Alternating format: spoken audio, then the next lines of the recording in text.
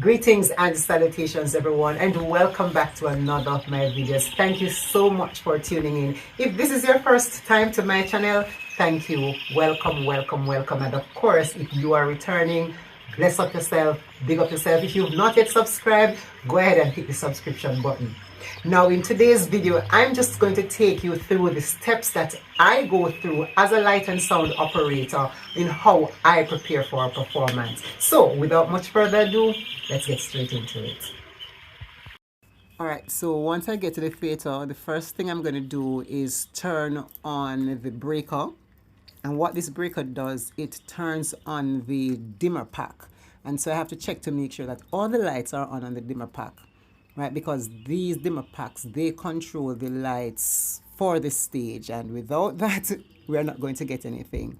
And then I just make my way inside the theater. Now, this theater is not the typical theater. Initially, it was a rehearsal space, but over time, it has been converted into a performance space. So you'd find that the lighting booth is at the back, almost like a little makeshift one, but it is still very resourceful. So once I turn on the dimmer pack, I make my way into the lighting booth to turn on the other equipment so I can do all the testing that I need to do. So once I get into the lighting booth, one of the first thing I attempt to do is to probably turn on like the mixer board. And so I'll plug it in, and what the mixer board does, it gives me access to the sound, but it also gives me access to the light, the work light that I use within the space. And then I turn on the amplifier and the computer. And while I'm waiting for those to come up, what I'll do, I'll test the lighting cues. And so we have two different settings, and so I have to test the lighting cues for both of them. And while I'm testing those, I'm also testing the preset lights that are there as well. And that is why the call time is so important, because you use that 1 hour minimum to actually do all the testing of those parts. Then once I do that, I test the house lights, because you don't, once the house open and you're letting in people, you're not going to use the bright lights, you use softer lights. And as soon as I do that and finish testing the house lights, then I move towards testing the sound cues. Now, this is very important when you're testing the sound cues, because if you don't want to have problem as show start and you want to send a cue and the cue is not going.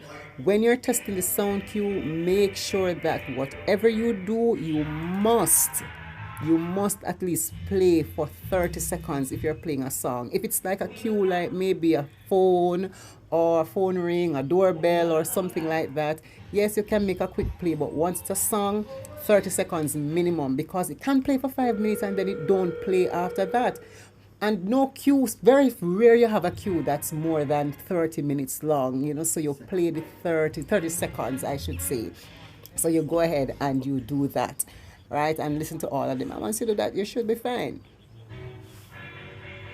So once I'm through with the sound cues, I'm going to go and do a mic check. Now, not all the actors use mic, and you don't have to always do a mic check if that's not in your performance, but this particular actor is using a microphone, so we have to do the mic check. My son, let me congratulate you.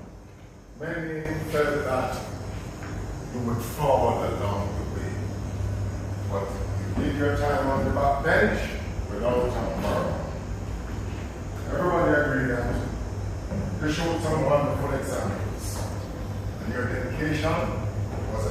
Now, in doing the mic check, what I make sure is happening is that he's going right across the stage. So we are testing the microphone in all the playing areas, because you want to make sure that wherever the actor goes on stage, we are getting a balanced sound. We want to make sure that we are setting the levels correctly. We are balancing out the sound, because you don't want it to become too loud, and it can be annoying in the ears of the actors as well.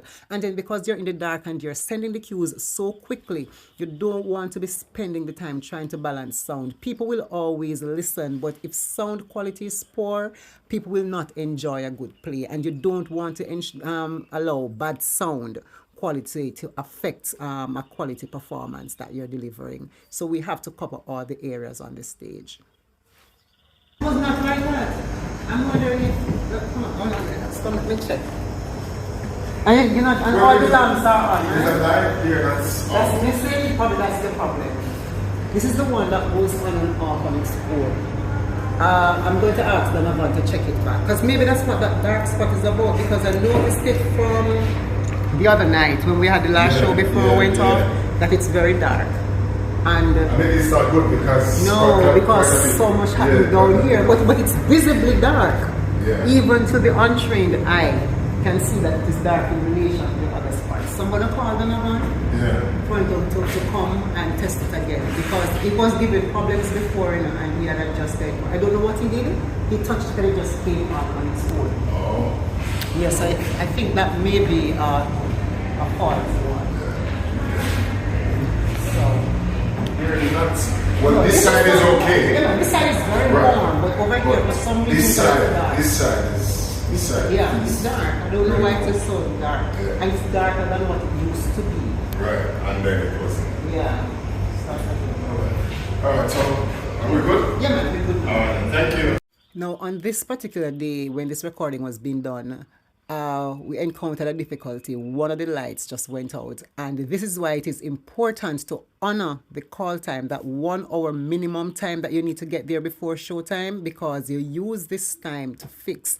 Now, the light just went out and the stage is dark. It therefore means I need to get the technician to come in to do the necessary so we can get that light back on. Now, if I didn't arrive early at that call time, it simply means we would not be able to make the adjustment before the start of the show. Now, if you notice, I'm wearing black. Now, dark colors are most suitable for the theater, and the stage crew, they are required to wear black because it allows you to be neutral and allows you to not distract the colors from the audience, particularly in this instance with the space I'm working in. If you're able to see, the lighting booth is at the back of the theater. It means I'm right there with the audience. And so if I'm wearing colored clothes, it makes it easier to distract from whatever it is that is going on. But when I'm wearing the black, right, I blend in with the darkness because dark is important to theater. And so it becomes quite neutral and it doesn't distract from whatever it is that is happening on stage or within the particular space. And you notice that most times the stage hands as well would be wearing black because they're changing the set within the blackout, the front of our school. The entire thing is just to ensure that you have a good performance. So whenever you go to the theater, listen, when you see the blackout, don't take out your phone and turn on your light every minute in the blackout, because the blackout is critical to suspend that disbelief for you to be able to be transported to the world that we want you to transport to. I do trust and hope that you found this video quite useful and it will help somebody who is a light and sound operator or even aspiring to be a light and sound operator.